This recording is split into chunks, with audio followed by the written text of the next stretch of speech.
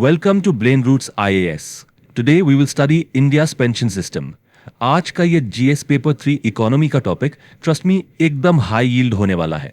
हाल ही में जब से यूनिफाइड पेंशन स्कीम की अनाउंसमेंट हुई है ना, सिटीजन्स की रिटायरमेंट सिक्योरिटी और पॉलिसी चेंजेस यूपीएससी एग्जाम्स के लिए बहुत क्रूशियल हो गए हैं। इस पूरे कॉम्प्लेक्स टॉपिक को हम एकदम डिटेल में और एक सिंपल कहानी की तरह समझेंगे। Let's get right into it. अब सोचिए, एक मॉडर्न सोसाइटी में वेल स्ट्रक्चर्ड पेंशन आखिर इतनी क्रिटिकल क्यों होती है? डेफिनेशन देखें तो पेंशन एसेंशियली एक स्टेडी मंथली इनकम है जो लाइफ के अनप्रोडक्टिव ईयर्स में मिलती है, लेकिन इसका कोर फिलोसॉफिकल पर्पस ना बस दो शब्दों में छिपा है, डिग्निफाइड और इंडिपेंडेंट। एक ऐसी लाइफ जहां ओल्ड एज में किसी पर डिपेंड नहीं रहना पड़े। सच में एक मजबूत इकोनॉमी की पहचान यही होती है। अब समझते हैं कि फाइनेंशियल सिक्योरिटी पर आजकल क्या नई प्रेशर्स आ रही हैं। देखिए, ट्रेडिशनल जॉइंट फैमिलीज अब न्यूक्लियर फैमिलीज में बदल रही हैं।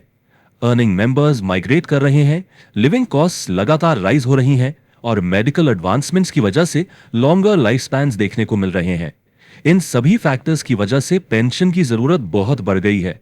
As of May 2026 pension sector में एफडीआई लिमिट 49% पर कैप्ड है, लेकिन गवर्नमेंट इसे एग्जैक्ट इंश्योरेंस सेक्टर की तरह 100% तक बढ़ाने पर काम कर रही है।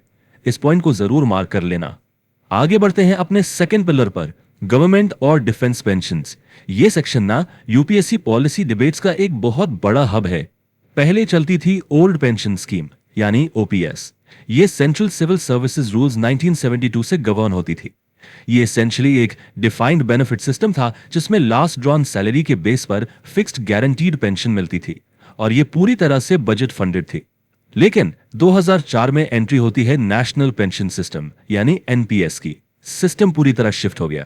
एनपीएस को pension fund regulatory and development authority यानी पीएफआरडी रेगुलेट करता है। ये कंप्लीटली मार्केट लिंक्ड है और इसमें एम्प्लॉय और गवर्नमेंट दोनों शेयर्ड कॉन्ट्रीब्यूशंस करते हैं। आज की डेट में मोस्ट स्टेट गवर्नमेंट्स अपने नए रिक्रूट्स के लिए यही मार्केट लिंक्ड एनपीएस फॉलो करती हैं ताकि उनका फिस्कल बैलेंस बना रहे। इस बदलाव में एक टेक्निकल टर्म बार बार सुनने को मिलता है, अक्यूमुलेटेड पेंशन कॉर्पस।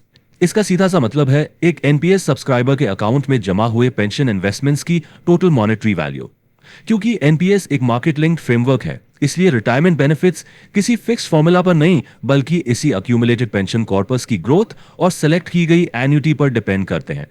अब आते हैं एक लेटेस्ट और brilliant middle ground policy reform पर। अप्रैल 2025 से यूनिफाइड पेंशन स्कीम यानी यूपीएस लागू किया गया है। पीएफआरडीए द्वारा रेगुलेटेड ये contributory structure eligible central government employees के लिए है। इसका सबसे बड़ा हाईलाइट यह है कि इसमें अश्योर्ड इन्फ्लेशन लिंक्ड इनकम का प्रॉमिस मिलता है, पर एक कंडीशन है, minimum 10 years of qualifying service पूरी होनी चाहिए। एक और बहुत जरूरी प्रोविजन यह है कि रिटायरमेंट के बाद अगर डेथ होती है तो लीगली वेडेड स्पाउस के लिए फैमिली पेंशन का पे आउट भी इसमें शामिल किया गया है।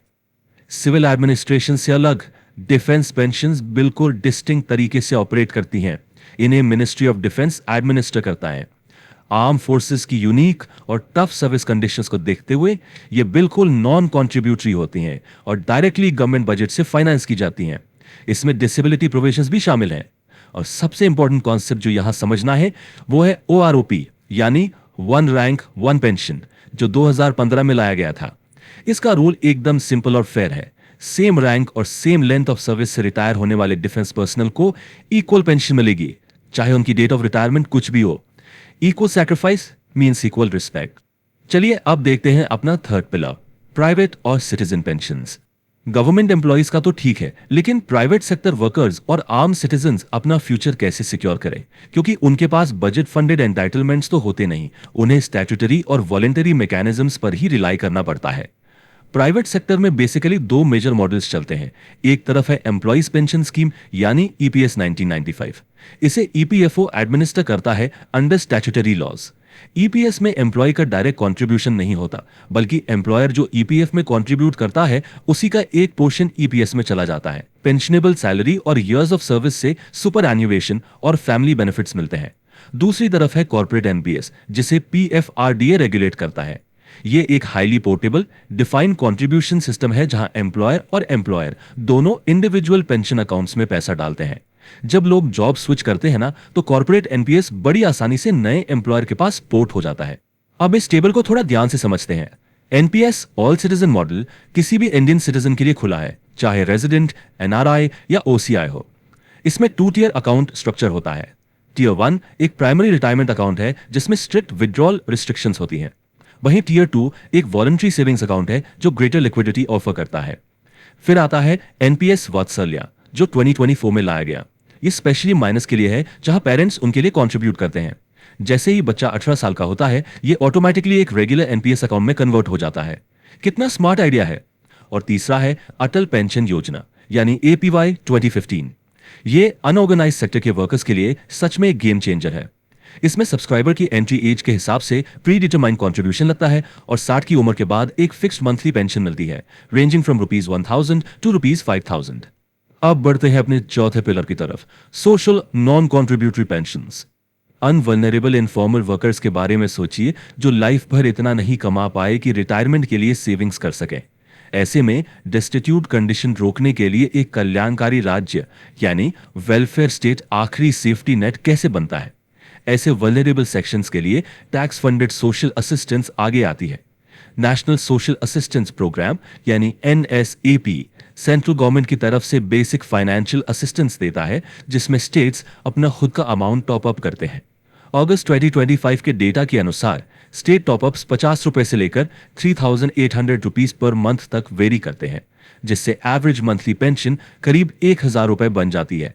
मेंस आंसर्स में इन स्टेट लेवल स्कीम्स के एग्जाम्पल जरूर कोट करिएगा, जैसे उड़ीसा का मधुबाबू पेंशन योजना, तेलंगाना का आसरा पेंशन स्कीम और बिहार का मुख्यमंत्री वृद्धजन पेंशन योजना।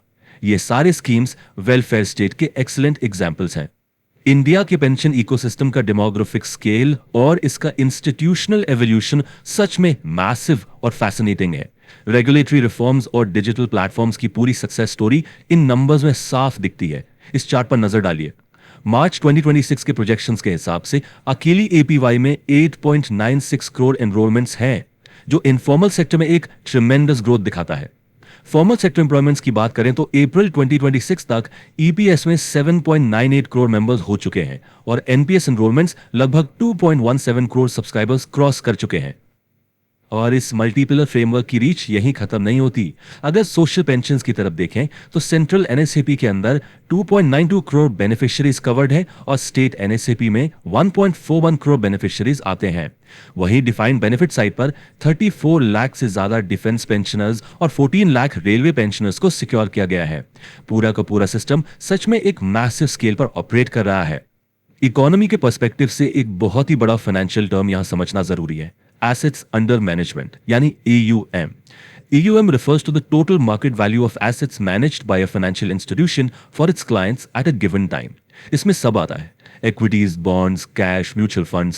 जब किसी देश का AUM मैसिव होता है ना, तो उसका सीधा सा मतलब है कि मार्केट में इन्वेस्ट करने के लिए लॉन्ग टर्म कैपिटल अवेलेबल है, जो पूरी इकोनॉमी की ग्रोथ के लिए बिल्कुल रॉकेट फ्यूल का काम करता है। और अगर परफॉर्मेंस डेटा देखें तो नंबर्स टोटली माइंड ब्लोइंग है।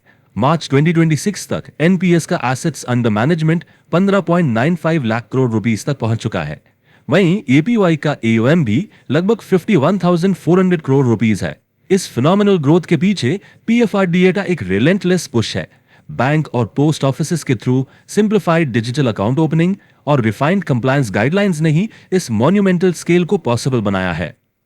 और हमारी पॉलिसी एवोल्यूशन तो लगातार जारी है। 2024 में एनपीएस ऑटो चॉइस के अंदर balanced life cycle fund launch किया गया था। इसने एक मेजर शिफ्ट लाया।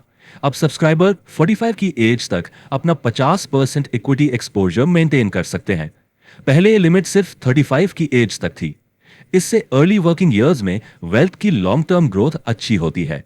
उसके ठीक बाद 2025 में कोड ऑन सोशल सिक्योरिटी 2020 के लेबर कोड प्रोविजंस एक्टिव हुए, जिससे पहली बार गिग और प्लेटफॉर्म वर्कर्स के लिए भी पेंशन लिंक्ड बेनिफिट्स का रास्ता खुल गया। इंक्लूसिविटी की तरफ सच में ये एक लैंडमार्क स्टेप है।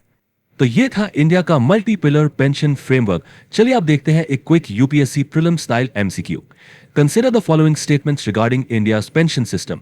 Option A, the Unified Pension Scheme or UPS requires a minimum of 20 years of qualifying service for an assured pension. Option B, OROP 2015 ensures equal pension for equal rank irrespective of the date of retirement. Option C, NPS Tier 2 is a primary retirement account with strict withdrawal restrictions. Option D. The FDI limit in the pension sector is currently capped at 100%. So, इनमें से कौन सा statement correct है? Try to answer this question in the comment section. I will personally reply with the correct answer and explanation. If you found this lecture helpful, like, share and subscribe to the channel.